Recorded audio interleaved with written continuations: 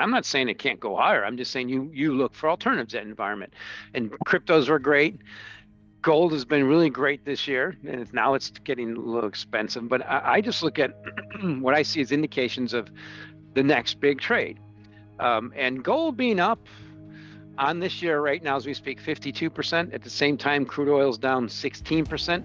That disparity, which is almost 70% of gold up, crude oil down. This is the world's ancient store value. It ain't supposed to go up that much unless there's something wrong. But let's talk about the spectrum, if you were, or where we're at the spectrum. And I'm going to throw something at you that I'm just thinking about and considering, because a normal correction and even deflationary time, and give that 3, 6, 9 months, whatever should happen. I put should in as in air quotes here. What if it doesn't? Meaning, what if the Fed just prints a ton of money or continues to print a ton of money, and it's just that money liquidity has to go somewhere. I guess my question is have you considered that, and what does Sure. that look like? That's gold. Right away. Yes. The default for that is gold. Any other option is gold. First of all, that's what happened in Japan until recently. It took like 30 years. That's what's happening in China right now, second largest economy. It's happening right now. The massive liquidity pumping in that country. Nowhere near that. I mean, like I said, it's 2 to 3 times U.S. Money supply running, and debt to GDP running 300%. In this country, at least 130%. It's only going up. So, but the key thing that happens is it's one bridge at a time. I'd say in a binary model, there's one iteration, and you take a choice and you go to the next iteration. The first iteration is what happened in 1933. Well, how did we bottom that deflation, bottom the stock market? FDR devalued versus gold. It took a 90% correction in the stock market. So that's my point, is we go through the first iteration, and that to me is the next big trade. Stock market drops, and we'll get the printing, sure, but it'll be a cat, chasing, like the cat chasing the dog chasing its tail forever. Just, if any history is an example, when you get this expensive and people start shutting down, we've way overdue for a little bit of retracement of consumer spending, particularly when everybody starts losing on the value of their home and their assets, which hasn't happened like forever.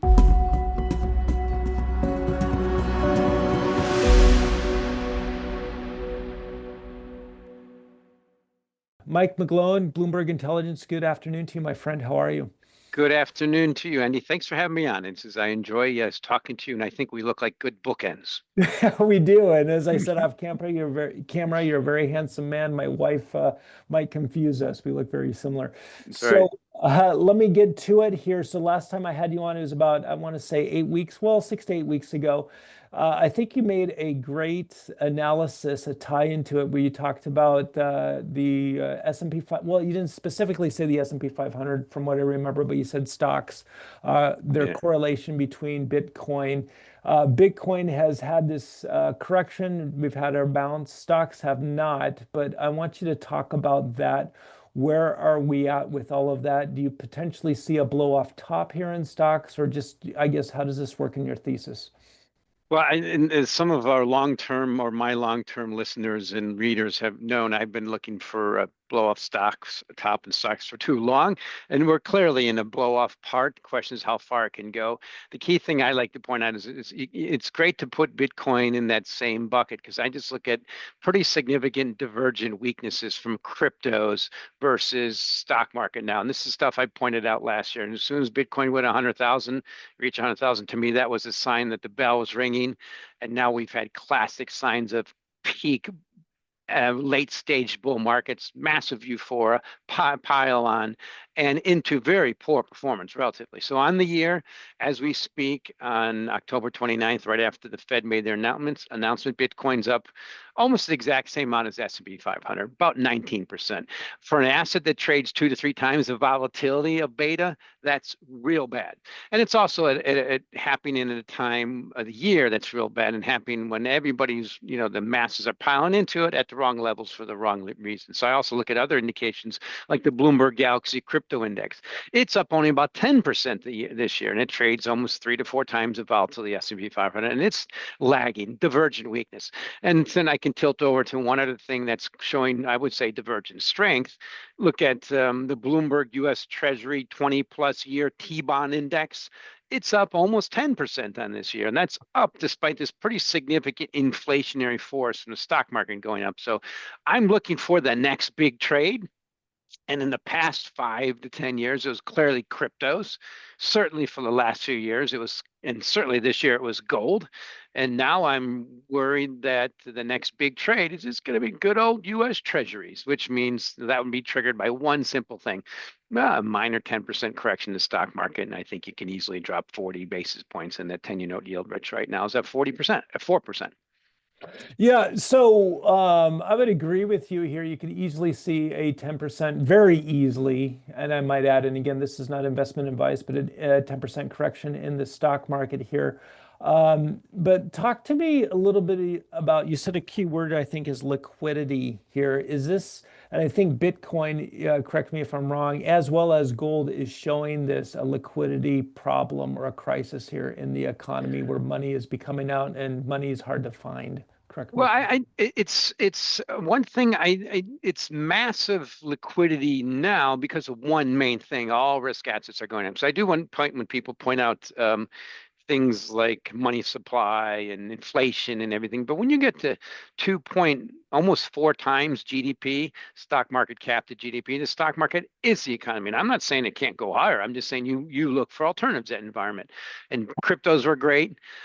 Gold has been really great this year, and now it's getting a little expensive. But I just look at what I see as indications of the next big trade. And gold being up on this year right now as we speak 52%. At the same time, crude oil is down 16%. That disparity, which is almost 70% of gold up, crude oil down. This is the world's ancient store value. It ain't supposed to go up that much unless there's something wrong. And this is the world's most industrial significant commodity going down that much. It ain't supposed to go down that much unless something's wrong. But that disparity, Andy, was the greatest ever on an annual basis. Now, we only go back 100 years, but gold wasn't even on. We've only been off the gold standard since 1971, and crude oil didn't really matter as much 100 years ago. And the most significant disparity on the end of year basis was about 60%, and that was in 2008. So to put 2025 into the same year as 2008, and the stock market still being up 20% for something like what I'm looking at in a commodity standpoint is just I just use the word scary. Now, as we're getting towards Halloween, how about frightening? Yeah, no, I would share. I lived through 2008, and actually, I was managing a ton of money in 2008, and I was afraid that I was going to have to go buy a cabin out in the woods and haul water with some buckets. I'm not kidding. We used that analogy back then. So, are we going into that? Is that what your opinion is, or how do you see? Work that out for me. How do you see that? Well, we sure hope that. And if we can time, I'd love to hear part of your 2008 story because I was just a trader. I worked at Standard and Poor's S&P, and it was my best trading year ever, only because I just saw it coming. I was tipped off by volatility dropping to the lowest level ever, the VIX in Hmm. 2006, and I just looked for alternatives, and I just overweighted treasuries and just found ways to short the stock market. Now, kind of done similar in the last year just by buying gold and overweight treasuries, but that's just similar signals. But the key thing I see different now is when we started at 2007. We'll start with one simple thing. People talk about high levels of cash now. It's the opposite. If you look at the standard money market amount on the Bloomberg terminals, about almost $7 trillion.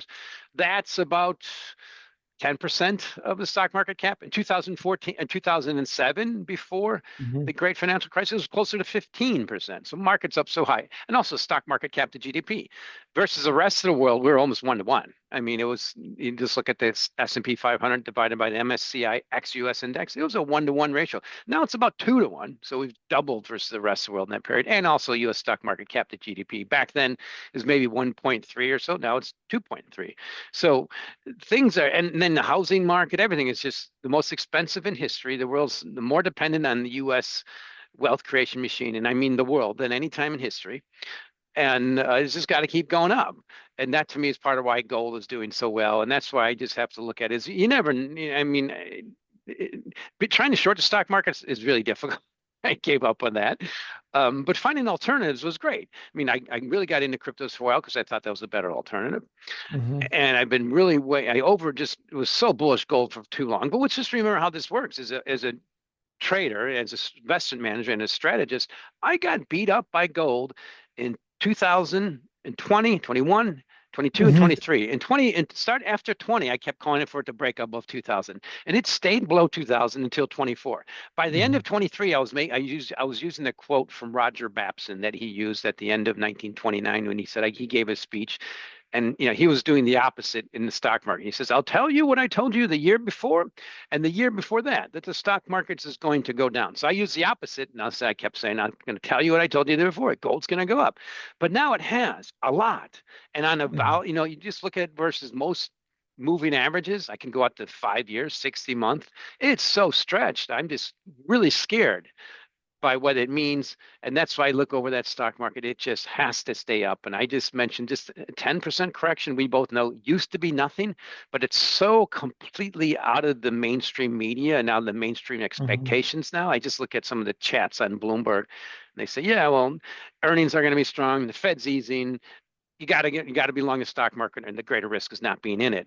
And these are kind of things you hear. I've read about in 1929. I remember hearing in 1999. I remember hearing in 2007. And when I started in business in 1989, I remember that in Japan. So I just look for alternatives, and I have to say, just frightened by what's happening. There's certain times you're supposed to just say thank you, maybe just go to Treasuries, and I think this is one of those. Really glad that you put that up. I don't, people are tuning in to listen to use, but so I won't go too long, but I do want to give a little bit of my story. I was Please. running a hedge fund in 2007, and again, this is memory, so my memory is a little bit foggy, but I want to say in 2006-ish, 2007, the yield curve inverted.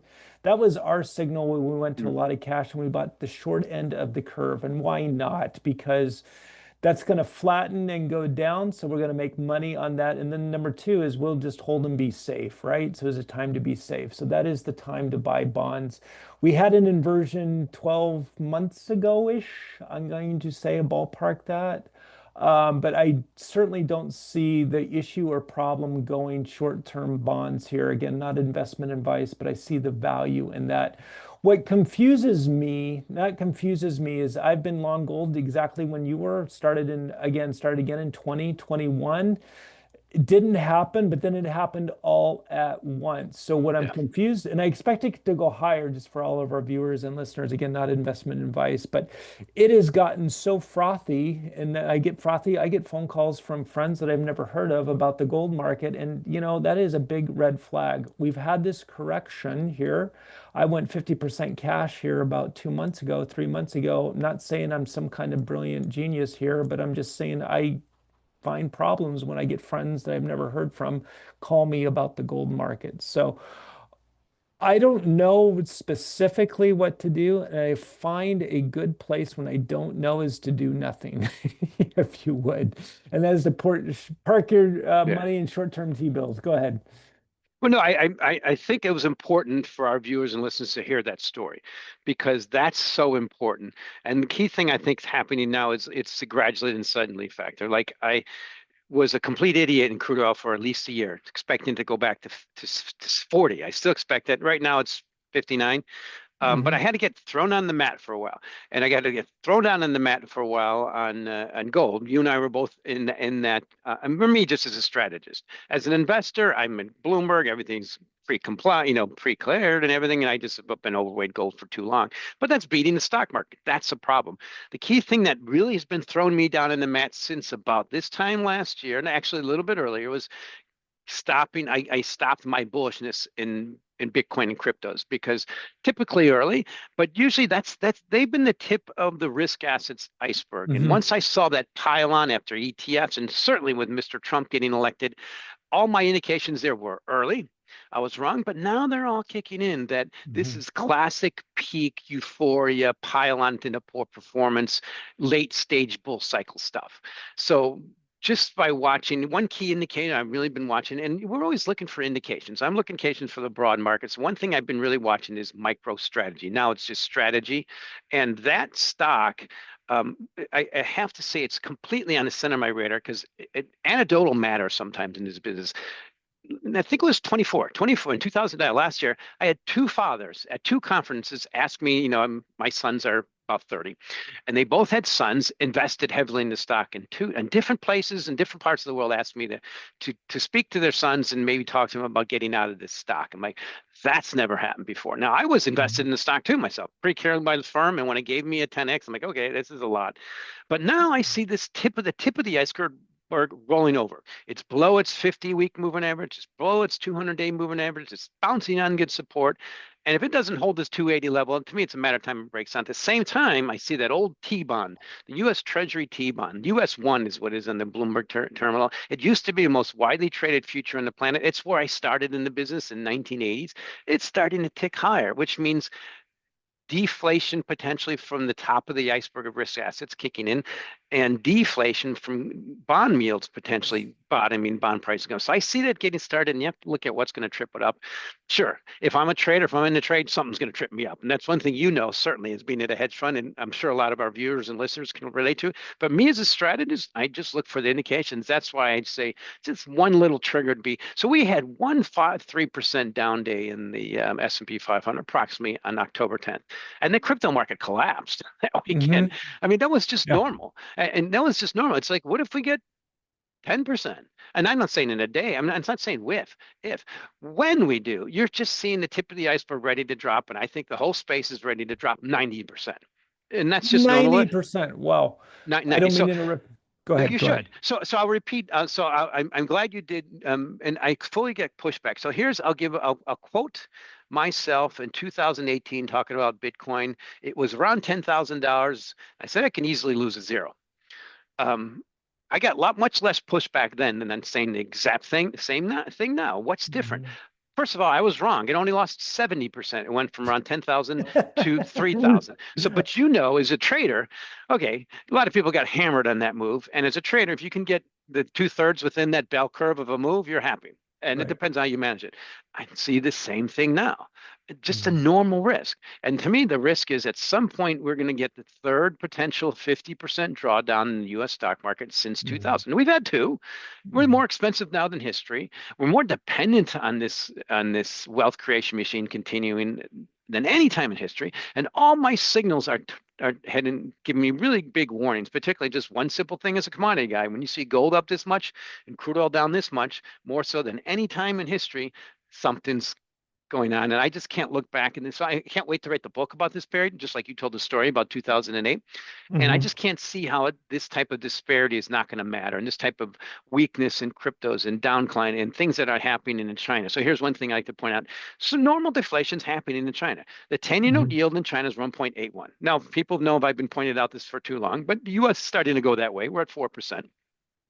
The CPI, PPI in China is running between 2 and -3%, depending lately. That's despite stock market cap. That's despite debt to GDP running around 300%. Now, that's not my estimate, by some estimates, including Goldman Sachs, and money supply running 45 to 50 trillion dollars. That's more than double the U.S. So that's what happened in Japan in the early 90s. It's what's happening in China now, and just the only thing holding the whole world back from a normal deflation, a post-inflation deflationary cycle, which is normal, is the U.S. stock market. And that's why I say the inordinate risk here is just amazing. And that's why you have to just be very careful being overweight that kind of high risk asset.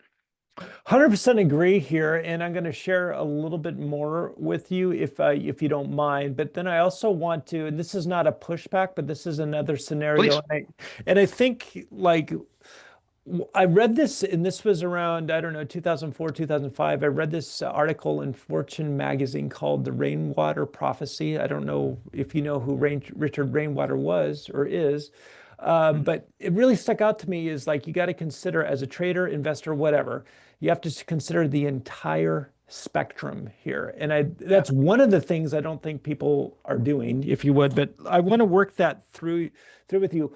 What is astounding to me, especially with crypto, is how much leverage is involved with crypto. And so if that goes down, I mean, you're going to have funds blowing up, you're going to have ETFs blowing up, you're going to have banks blowing up, blah, blah, blah. Correct me if I'm wrong with that. And then I want to work out the spectrum, if you would. Comment about that.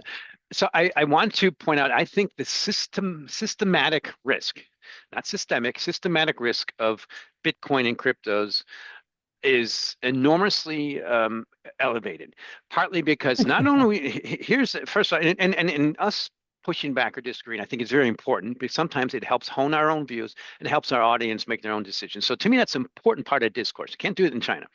But I Right. wrote I wrote about that in June, that the next recession might be led by cryptos. And I got a lot of pushback, particularly from the people from cryptos. And that once you get the pushback, you know what their position is. I'm like, okay, Right. they're getting angry.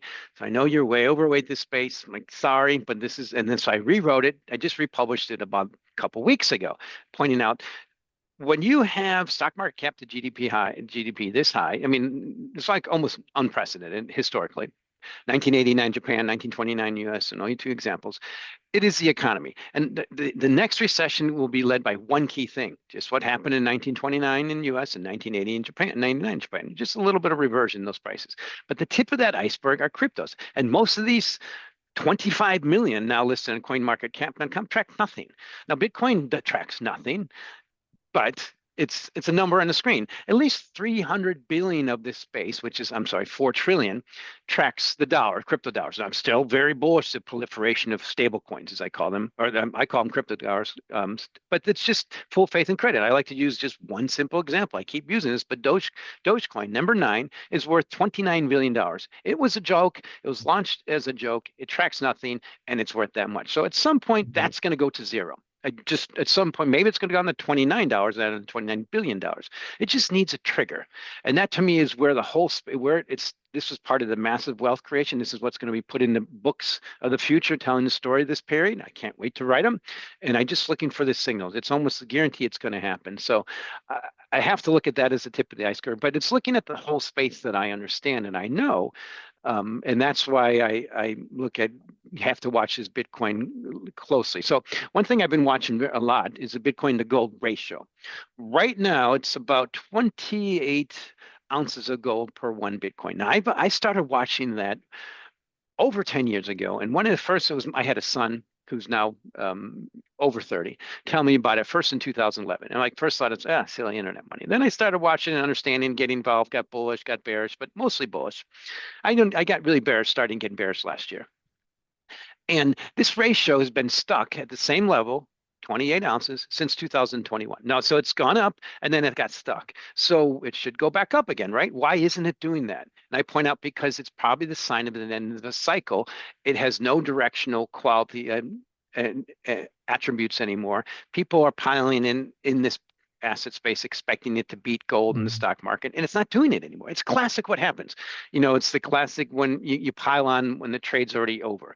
So that ratio, I'm very concerned, is going to tip back low. It's been trading between 25 and basically 35 this year. I think it's going to go back down. And one key indication is stock market volatility going up, stock market going down, because that's one thing that's changed is we know that everything has been going up, but historically gold has zero correlation to the stock market, and cryptos and that whole space are very more highly correlated to the stock market than ever. So there's that whole thing. But I look at gold versus everything. Certainly when every major asset on the planet underperforms this ancient store value, something's wrong. Like I mentioned, crude oil, silver even. Just look at silver this year. That silver to gold ratio has been very disconcerting. First it popped to 105, then back down to 80. 80's been support forever. Now it's kind of inching back higher again. If stock market goes down and volatility picks up, that silver to gold ratio will probably go back to 100. That's a statement because it's never closed on an annual basis above 91. So this is historic stuff going on, and I can only think of what can legitimize these historic moves, and that's just a little bit of normalization in equity prices. And just to mention that to some people, it's just amazing how far we've come, how it's so unexpected. So about that is, I remember very well as you do, 20% correction in the stock market was almost very much expected, if you would. That was a bear market, and that was the time to start buying and finding value, if you would, around a 20% correction. Now, I just see the pain and I'll use the word systematic risk that a 10% correction poses.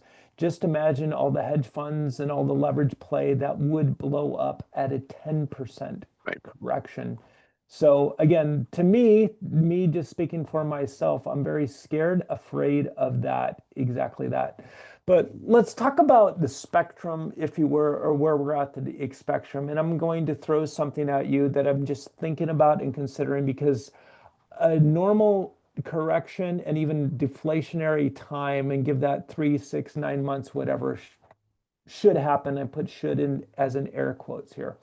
Um, what if it doesn't? Meaning, what if the Fed just prints a ton of money or continues to print a ton of money and it's just start that money has that liquidity has to go somewhere. I guess my question is have you considered that and what does Sure, that look like? that's gold. Right, Right? right away. Yes. The default for that is gold. Any other option is gold. First of all, that's what happened in Japan until recently. It took like Mhm. 30 years. That's what's happening in China right now, second largest economy. It's happening right now. The massive liquidity pumping in that country. Nowhere near that. I mean, like I said, it's 2 to 3 times U.S. Money supply running and debt to GDP running 300% in this country, at least 130%. It's only going up. Mhm. So, but the key thing that happens is that's key thing is what's one bridge at a time. I'd say in a binary model, there's one iteration, and you take a choice and you go to the next iteration. The first iteration is what happened in 1933. Well, how did we bottom that deflation, bottom the stock market? FDR devalued versus gold. It Mhm. took a 90% correction in the stock market. So that's my point is we go through the first iteration, and that to me is the next big trade. Stock market drops, and we'll get the printing, sure, but it'll be a cat, chasing like the cat chasing the dog chasing its tail forever. Just if any history is an example, when you get this expensive and people start shutting down, we've way overdue for a little bit of retracement of consumer spending, particularly when everybody starts losing on the value of their home and their assets, which hasn't happened like forever. That is, yeah, we're going to get the money pump. So I do like Larry Lepard. He just wrote the book, The Big Print. And I Mhm. just point out that's a great book. He said he should have published in 2019 because it's exactly what happened. So let's look at another book, The Price of Time by Edward Chancellor. Boom and Bust by Quinn was one of the authors. Those are just two of the books that point out what always happens in history after you have massive liquidity pumps and inflation, inflated risk assets. You always get the post-inflation deflation.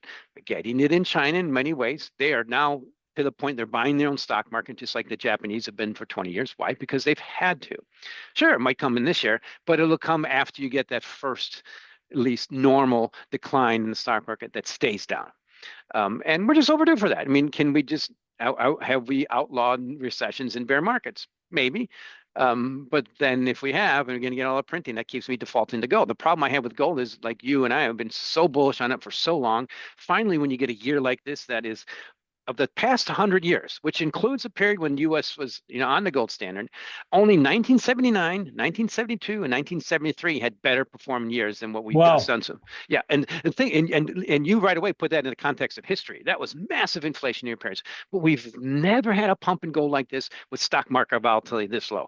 90-day volatility is running 10%. That's wonderful. Just a month ago, it bottomed at 8.9%. That was lowest since 2020. It's a wonderful situation if we can sustain it. And that's why I can't be bullish gold when it's this overbought. I'm not bearish. I can't short it, but I can't write about it like I was for the last 4 years. That's going to Yeah. go up a lot. I have to wait. And Yeah. I have to point out sometimes it's prudent to take profits. So that is a great answer actually, and I mean that not to stroke your ego, but I think that's great advice to all of our viewers and listeners. I've been on the record for the past 2 months, and this is not advice either. I have taken a lot of money off the table and just parked it. That being said, I still own a lot of gold, still own a lot of mining stocks, so I'm still Oh, great relatively here. heavily invested. But if we do have another drawdown here, or even going nowhere, I have funds or capitals to redeploy, but I'm not under this pressure or FOMO, if you would. Mike, you're going to have to leave here. So I do appreciate your time, but really quickly here, do you see value or is it even worth looking for value in the commodity sector with everything, again, with all this liquidity and possibly deflationary inflection point? Well, we're getting there. So let's mention crude oil. Crude oil's at $60 a barrel. The low for the last 20 years have been around 40. I started calling for 40 3 years ago, was an idiot for a while. You got to feel the pain. And now it's somewhat more consensus, which kind of concerns me. But the next $20, I don't see it really getting above 80 because they'll just incentivize more supply and pressure demand. And what's normal is 40. But what's really happened every single time in the last 20 years, we've gone to that level 3 times, is the US was during that period pretty much a net importer. Now we're a net exporter. Okay, the world's Mhm. shifted. So that one's getting towards the low price corridor. And you look at price cure. And look at all the other commodities, most notably the elastic commodities like corn, soybeans, wheat, natural gas. Natural gas is still elastic. They're all kind of getting to those low price cures. Typically, when you get a pump like we got to the peak in 2022, it takes a period of enduring period below average cost of production. In crude oil, that's around 55, so you got to get below there, 40. In corn, that's around 375, or right now above 4. It usually takes a period below these average break-even costs to put in a long-term trial. Now, I can't predict, some kind of event like the Russians' invasion of Ukraine, but on the back of that, we're still heading this. The bottom line is it's the metals. Historically, the metals are the best performing of all commodities, unless you're investing in, particularly if you invest in the outright. So you can buy metals, you can buy gold, silver, platinum, and palladium, and store it. There's ETFs that track it, and they're easy. But in all the other commodities, you're better off buying equities.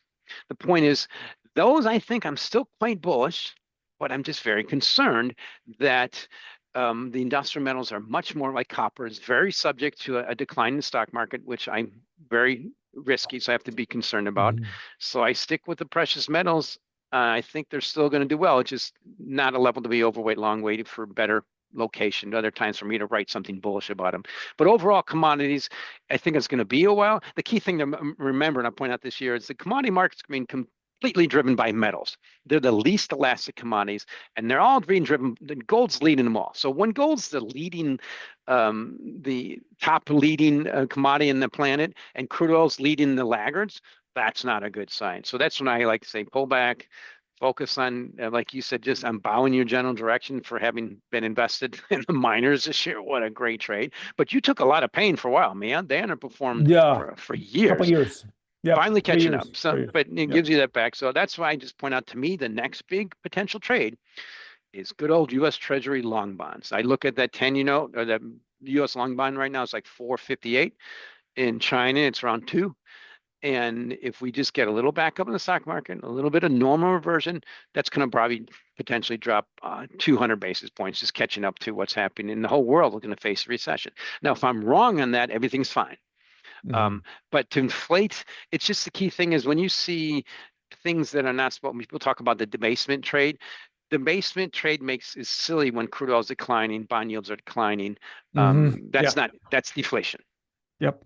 So, Mike, I am afraid, and I mean this with respect, but I'm afraid, and not for myself, but I'm afraid you're right, because that means we're going into recession here. And also, I want all of our viewers and listeners just to think about that. If we do see $40 crude, which we very well could, we are in severe deflation in my book. So that's how I see it. Mike, I want to thank you so much for your time. I'm very grateful to you and all of your insights, and we'll have you on again soon. I want to thank you so much. Oh, thank you. Appreciate being on. I'm looking forward to the next time. Yep. All right. Thank you.